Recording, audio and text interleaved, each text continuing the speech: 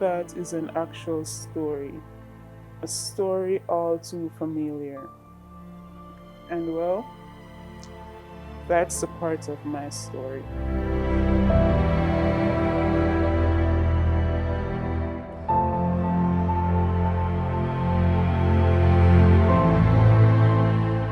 Growing up, I've seen my father flip over the simplest of things. He would basically change from an angel to a devil in a flash. I remember this instance. My mom told me that she was coming home from work one evening because she worked very close to where he lived. She was coming home from work, and usually when you're leaving work, it's a lot of persons leaving at the same time, and she was talking to one of her co-workers and she smiled at him. He smiled back, and my father saw that, and when she went home, he was ready for her. He was like, "Oh, see, I smile at my pan the road, you smile at my pan the road." He beat her, he stripped her naked, and he chased her in front of the yard so all her co-workers could see.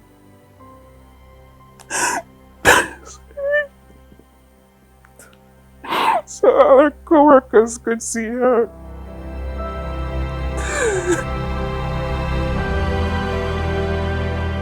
Domestic abuse or domestic violence is not just physical abuse. The physical abuse basically for us is the end product coming from somewhere else. So you have stalking, you have intimidation, you have threat, you have psychological abuse, the ones that I'll tell you, I play on your emotions as to what I can do. It was known to everybody that this was the type of person she was dating. This was the type of man he was. Even the security at the gate, the manager, everyone. So it's not like her life was a secret.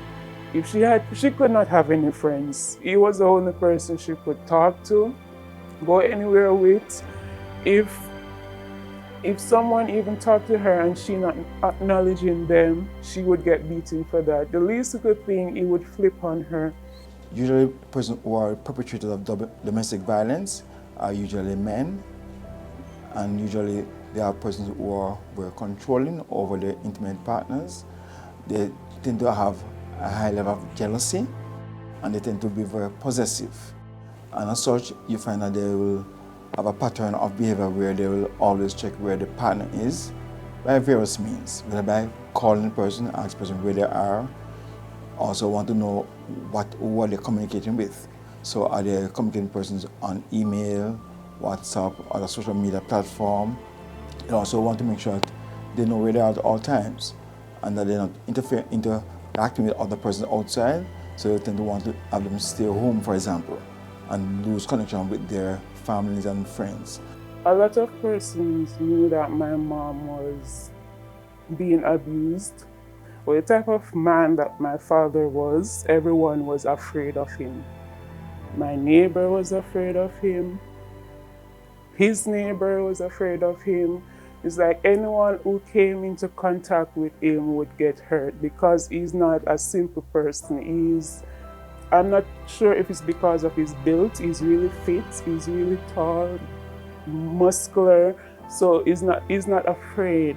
As community members, we have a moral responsibility that within our homes and within our communities, once we are aware that there are instances of domestic abuse and domestic violence and we seek help, best place to go? To the police. Ask the police to intervene. Intervention can be that the police directs the victim to a counseling center, because we have partnership with churches, right? We have partnership with other organizations, Justice of the Peace, counselors. Every time she escaped him, he would either stalk her, chase her, go to her either friend's house, wherever she went, friend's house, mother's house, cousin's house. No matter where she went, he would find her, go for her with a gun, knife, machete, whatever it may be, and she would always have to go back with him. No one, no matter how much they tried to fight and help her, he would always get her back. And when she goes back with him, the beating got worse, the abuse got worse, the rape got worse, everything got worse. Have an escape plan. Your escape plan cannot be where the perpetrator knows that you're going over to your mother's house because he's aware of where your mother lives. The escape plan cannot be, I'm going to go stay by my friend because he knows where your friends are. If it's a life-threatening abuse, that's where you go to the courts to seek a protection order or an occupation order or both. I would say maybe around primary school. I'm not sure the exact age. I was told that there was a restraining order for me and between me and my father. He should not be about, I'm not sure how much feet from me. He is not allowed to be near me at all. At this time I was living with my grandmother because my mom got full custody now. They had went through court and everything and fought her way, so there was no more hiding from him. He knew where I was living now because she got custody and he had to basically step away. The protection order will say you are not to be seen, you are to remove one party is to leave the household because of the volatility of the situation. The court may say, look here, one party must leave the household and reside elsewhere. And a lot of times it's the abuser that the court will say, look, stay somewhere else until the matter is heard, or you're not to be seen in the workplace of the person. The abuse that my mom endured, the physical abuse and the verbal abuse that I basically endured from my father, it has caused me to basically lock myself away from people. I'm always by myself, 90% of the time I would say. I'm always by myself. Throughout high school, I've had counseling.